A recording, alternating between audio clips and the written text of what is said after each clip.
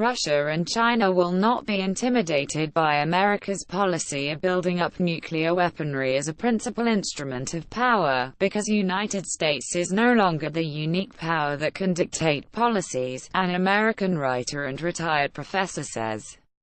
James Petras, who has written dozens of books on international issues, made the comments in an interview with Presstv on Tuesday while commenting on a report which says the Donald Trump administration has signaled that it could expand the use of nuclear weapons as part of a new security strategy. The White House released the National Security Strategy (NSS) on Monday, calling nuclear weapons the foundation of our strategy to preserve peace and stability by deterring aggression against the United States. The policy document criticizes previous U.S. administrations for minimizing the role of nuclear weapons since the end of the Cold War as a key to American defense.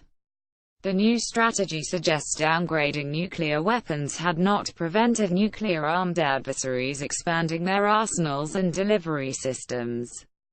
The wider role for nuclear weapons is one of several ways in which Trump's approach has differed from his predecessor, Barack Obama. Professor Petras said President Trump is attempting to bully the world into submitting to continuous U.S. domination. This is totally unacceptable to China, to Russia, to Iran and other countries of the world. The United States is no longer the unique power that can dictate policies, and the attempt to intimidate particularly China and Russia as well as Iran by building up nuclear weaponry as a principal instrument of power, I think this is very dangerous because no country will be intimidated, least of all nuclear powers like Russia and China, he said. The idea that the U.S. will use its nuclear weapons is very frightening to the 90% of the population in the world. Moreover, from this vantage point in the United States, the overwhelming population is hostile to the new tax bill which will reward the rich and punish the majority of the working people, the analyst said.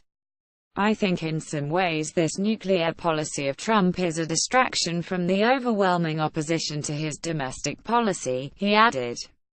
The use of international warfare as a way of justifying and distracting the population from the deeply hostile attitude towards his domestic tax policies is one unsavory approach to dealing with a dual policy of looking for peace and solving domestic problems, he noted.